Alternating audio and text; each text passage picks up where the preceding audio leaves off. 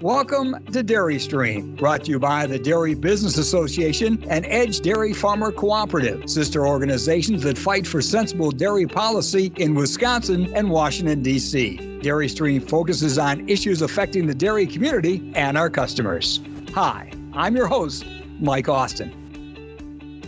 Well, thanks for joining us once again today as we share this edition of Dairy Stream. You know, during this pandemic, there's been a lot of focus on essential workers, and certainly high on that list are our dairy farmers. And certainly they see their employees as being essential as well. So that's why today on Dairy Stream, we're going to spotlight what dairy farmers are doing to keep their team workers healthy and safe. Our guests today will both work directly with farm employees and are well respected in the industry. They are Amy Penterman, who owns a farm in northwestern Wisconsin, and she also currently serves as the vice president of the Dairy Business Association. Along with Amy, we have Elsie Gonzalez, who provides customized consulting and training for the dairy community through her firm, Motiva Consultant. Again, thank you both for joining us on today's podcast. And Amy, I want to start with you and give us a little background and description on your farm operation and how many employees actually work at your farm. Well, we're located in Clark County, and we've got 850 cows, and it's my husband and myself that own Dutch Dairy, and we've got 14 full-time and part-time employees here. So maybe you can share then with us how you're approaching employee health and safety issues on your farm, especially when we're talking about, COVID-19 and how your workers are really adjusted to maybe some new things you're doing. You know, our full-time employees, we hung up our posters and we talked about what COVID-19 was kind of about. But what we really needed to focus on was our part-time high school students, because our full-time employees were coming to work and they were going home. But our high school students, what they were doing with their schoolwork and where they were going, we really needed to talk to them about social distancing. And if you were somewhere to self-quarantine or let us know and just keep in communication with us. So really we were focusing on cleanliness and social distancing and what did we need to do. Or if you were feeling sick, don't feel guilty if you stayed home. Don't worry about that. We'll support you. Don't come into work. Just make sure you take care of yourself and just keep communicating with everyone on the team. Now, prior to this, did you already have written protocols written down for your farm, and now you've just added these other points to that? Yeah, we did. We've got protocols in place if you're sick, when you need to call in, what you need to do if you're not feeling well, and who can cover for who. And then we just added on to that with COVID-19. That is Amy Penterman. We also have Elsie Gonzalez with us. And Elsie, I want you to describe, if you could, a little bit about what your business is and what you do for the agricultural community. Thank you, Mike. At Motiva, I work together with Progressive Dairy Operations and their teams to help them develop a strong dairy team, which in turn will be reflected in outstanding animal care, work quality, production, and efficiency. So this is how we do it. Since each farm is very unique, I work closely with each dairy farm to help them develop or updating their protocols for the different areas of the farms, not only milking, but calf barn, maternity, feeding, and everything is in both English and Spanish. And I work together with them to help them communicate their expectations to employees, explaining the why, monitor numbers, and work together with them to implement these protocols.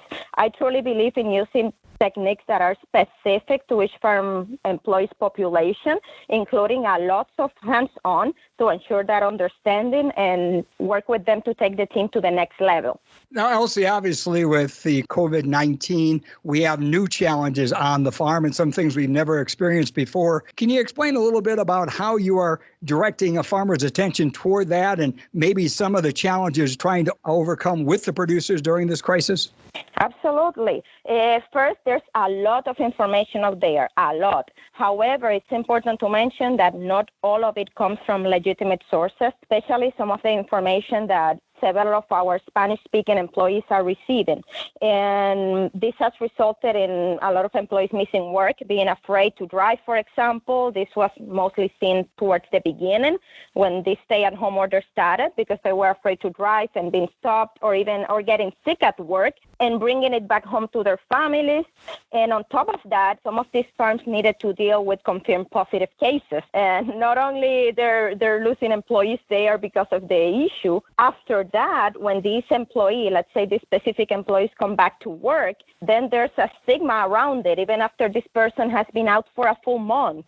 And then we go through another wave of missing employees because they're afraid to be in contact with this person.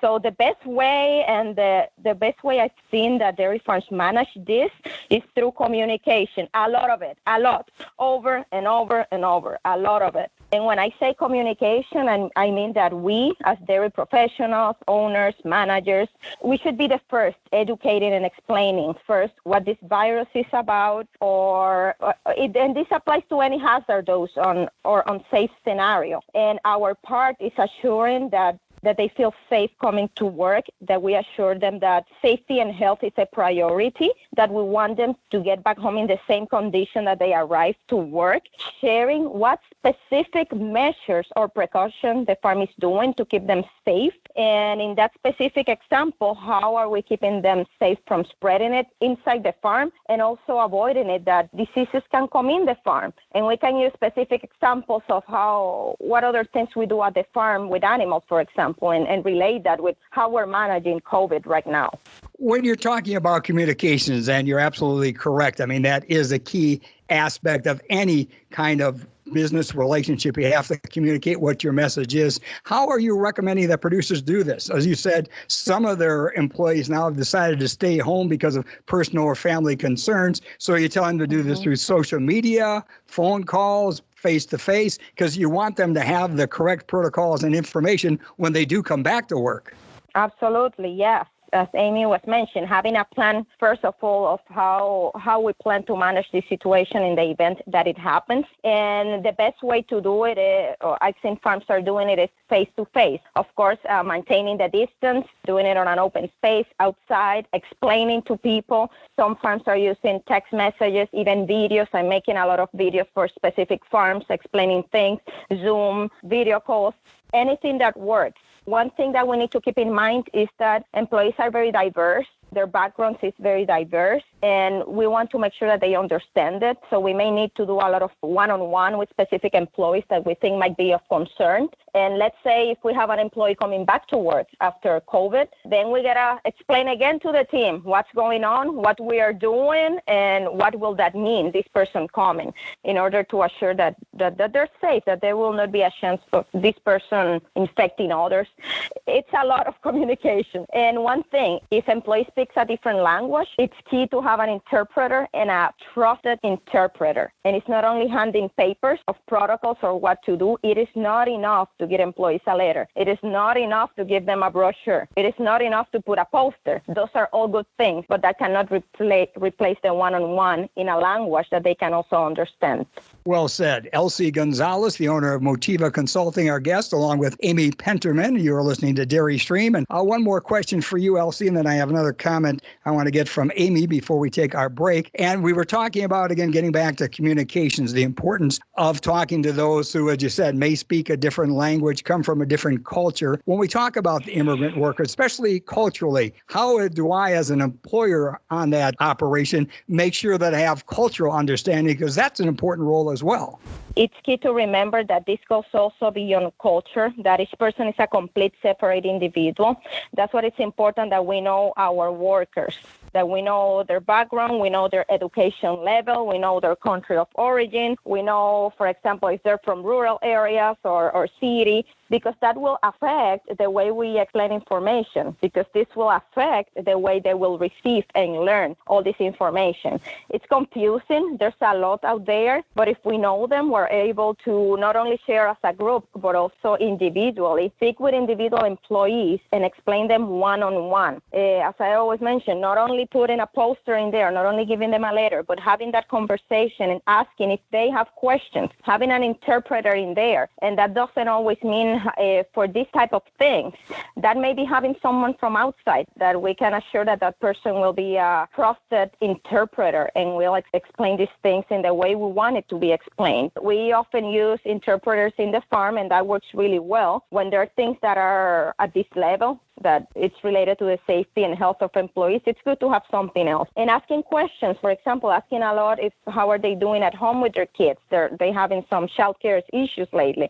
If there's everybody safe at home, we want to find out more information about them, because eventually, and if there's something going on, that will definitely affect how things are going on at the farm. So we want to ask as much as we can and provide that opportunity for employees to feel open and feel comfortable and feel safe, sharing their concerns, asking questions, and also provide an opportunity for us to reassure what we are doing and what's our part to keep them safe. Certainly responding to questions is a key in that communication process. And Amy, I just want to share one other thing with you before our break. And we've been talking a lot about safety precautions, especially in light of COVID-19. But when you look at that, are there other things you're doing to show support for your employees, especially during this time of the pandemic? Yeah, I agree with Elsie, and that's what we've been doing on the farm. It's the communication, and it's not just hanging up posters, because we did that initially, but it's really sitting down and talking to everybody. We had team meetings so we could all talk, but then after that, you really need to get one-on-one and ask where the comfort level is. Do you understand what COVID-19 is? Because if we watch the news day in and day out, it does get pretty overwhelming and scary, and you don't understand the whole impact of it, and you've got everybody talking. So we really sat down and talked to people one-on-one, and we've got some employees with families. We've got school-age children. I've got young kids myself. So it's finding out, do they have questions about the schoolwork? Do they need to get in contact with teachers? And so I was able to bridge the gap there. And our school was fortunate. They've been delivering lunches. So make sure that the school-age children have the meals that they need. And really, it's just being there for them and answering questions, and not just slapping a poster up on the wall and saying, okay, read this. It's made us a lot closer as a team, because you get down in there and you make sure that everybody understands what's going on and what we need to be worried about on the farm or what we need to be worried about at home. And so it's just communicating is so important. Finding employees also is important, especially during these times in which it's been difficult to get people to fill those jobs on the farm. And when we continue, after our break, we'll talk more about that with Amy Penterman and Elsie Gonzalez here on Dairy Stream. Dairy Stream is brought to you by the Dairy Business Association and Edge Dairy Farmer Cooperative, sister organizations that fight for effective dairy policy in Wisconsin and Washington, D.C. As the most effective lobbying organization for dairy farmers and business partners in Wisconsin, the Dairy Business Association ensures that the interests of the dairy community are well represented in state and local government. Edge, one of the top dairy cooperatives in the country, provides farmers throughout the Midwest with a powerful voice, the voice of milk, in Congress, with customers, and within their communities. The Dairy Business Association and Edge Dairy Farmer Cooperative are proud to bring you Dairy Stream. Welcome back to Dairy Stream. I'm Mike Austin, and this is Dairy Stream, a service of the Dairy Business Association and Edge Dairy Farmer Cooperative. And today we're talking about COVID-19, its impact on dairy operations, especially in light of the relationship between employer and employee, what is being done to keep everyone on the farm safe. But also want to talk a little bit about making sure we have the employees needed to produce those high-quality dairy products that we're certainly known for. And our guests, as I said, are Amy Penterman. She is a dairy farmer from Clark County and the vice president of DBA. Also, Elsie Gonzalez, owner of Motiva Consulting. And Amy, let's talk a little bit about finding employees. Obviously, that's become more of a struggle on dairy farms. I'm just wondering, has that been made worse by the pandemic? And what are you trying to do as far as taking other steps to make sure you can find employees that will do the jobs you need? We've been very fortunate right now to not have to look for employees, but at the beginning of this, we were going to hire some college seasonal help. And the employee that we had hired, she had gone to Mexico, and so she self-quarantined for a couple weeks, and we made sure that she was clear. We actually waited about 3 weeks just to make sure that there wasn't any issues. And then fortunately, she serves our country, and she was called to active duty with the National Guard, so we appreciate her service. So we're waiting for her to come back from that service. But what we're going to do is just have her quarantine and wait those the 2 weeks to 3 weeks just to make sure that there's no other issues there. And we're just making sure that everyone is self-quarantining and being honest, because it's okay if you can't start right away. It's okay if you need to wait. We have no problem with that. And it's just the communication that we need to work on and make sure that they know what's expected from us and what's expected of them. But just on the subject of finding employees to fit the jobs you have on your operation, has that become more of a struggle? Actually not. With other jobs, maybe temporary laying off individuals, we haven't had a struggle with that. We've been able to find some temporary help if we need to, so we really haven't struggled with that at this point. Now, Amy, farmers do business with multiple people in the community, so how are you handling visitors to the farm, especially in the light of the pandemic? You know, our regular everyday vendors that we've got coming weekly, we keep our social distancing. We make sure that we're not in close contact and we stay outside. We're really cognizant of that. And as for other visitors that come to the farm, we don't do any tours or we don't have any extra individuals that don't need to be here. We've just limited that quite a bit because we just want to make sure everybody stays safe and social distance. Now, we've been sharing a lot of information from Amy Penterman, a dairy farmer from Clark County and the vice president of the Dairy Business Association, along with Elsie Gonzalez, who's the owner of Motiva Consulting. But getting back to the Dairy Business Association, Amy, I know they've been providing a lot of information to its members during this crisis, and that includes a guide for farmers regarding employee safety. Can you tell us a little bit more about that effort?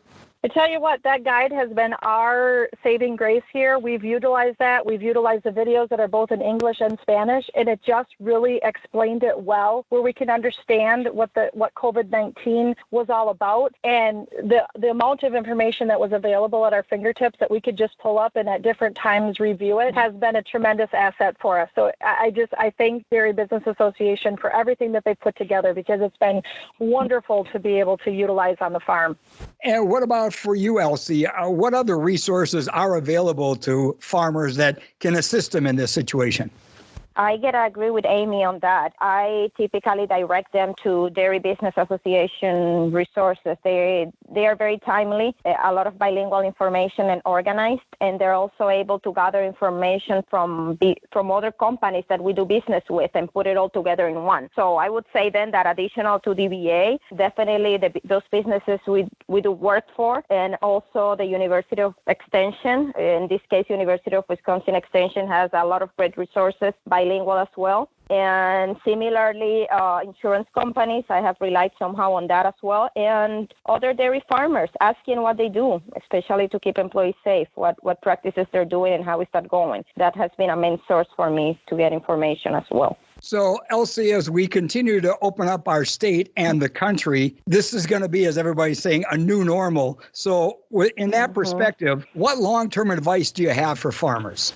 That's a wonderful question. And this doesn't only apply to COVID, I got to say that. And I know this was something sudden and unknown and that we're still figuring it out. But in general, that we do not need to wait to take precautions until something happens. We do not need to wait for that. We can plan ahead and establish protocols and for the worst case scenario, specifically related to safety and health of our employees. Because most times we are really, really good with the cows, production, efficiencies, even making sure that employees relate well with each other. But the safety and health, being very proactive in making sure that employees understand hazards and unsafe situation at the workplace and that we provide the training they need and having a protocols that employees cannot operate, for example, equipment, machinery or tools, or even work closely with animals before they receive the proper training, because something can go wrong and we don't want to wait until something goes wrong in order for us to come up with a protocol. COVID is completely different to that, but I still feel that this has been a good opportunity to me to work with dairy producers to start putting some of these safety and health practices in place. And Amy, as a dairy producer and also a dairy leader, what lessons are you learning that you hope to apply in the future after the pandemic is no longer a concern? What are you doing now that you think, this is going to be something that we're going to institute for, however we have this farming operation? We've always known how valuable our employees are, but it just shows the importance of really how valuable our employees are and how quickly things can change and how important it is to have a plan in place. And I think what we learned here, because we've got 10 full-time employees and everybody kind of has their own job that they do, we really need to cross-train. So in the event that something happens and someone would be out, that someone else could step in. And it's just really important. What we've learned for the future is just have a plan in place. Who can step in? How are we going to step in? What are the steps we're going to take? And be able to do that quickly. And that's really what we've learned and what we're going to focus on in the future. We have been speaking today on Dairy Stream with Amy Penterman. She is a dairy farmer from Clark County in Wisconsin and also the vice president of the Dairy Business Association, and Elsie Gonzalez, owner of Motiva Consulting. And for both you ladies, as we close today's conversation, I'd like you to tell me what kind of advice or message you'd like to leave for farm employees. We'll start with you, Amy. My first and utmost is my respect for all of our employees. You're an asset to our dairy community. The news, we all talk about our essential workers, but truly you are so important to what we do every day. And the dedication to your job is so appreciated, so much, virus or not. You're the backbone of our dairy industry. And I just want to thank you for your commitment and your work ethic to ensure that our farms keep going day in and day out. And Elsie, what would your advice or message be to farm employees? We definitely want to let farm employees know that we appreciate everything they do every single day. They're very valuable, and I want them to know that we care. We care about them. We want them to succeed, and we care about their families, and we want them to be a successful part of the community also. And we'll do whatever we need to do to make sure that they have a safe and healthy work environment. And I just want to tip my hat as well to those dairy farmer employers who have always had respect for their employees and have really learned over the last couple of decades to move from just managing cows to also managing people, and to show them the respect, the concern, the care, the communications and cooperation necessary to be a successful dairy operation. And certainly we have many of those that continue to move forward even during a crisis like this. My thanks again to Amy Penterman. She is a dairy producer from Clark County and also vice president of Dairy Business Association, and Elsie Gonzalez, the owner of Motiva Consulting. We thank you for your time and interest in learning more about the dairy operation and industry. And again, we wish you safety and happiness even during these challenging times. And please do join us in the future for more insights on agriculture on Dairy Stream. The Dairy Business Association and Edge Dairy Farmer Cooperative would like to thank you for listening to Dairy Stream. If you enjoyed listening to our podcast, please subscribe and rate Dairy Stream. We value your feedback.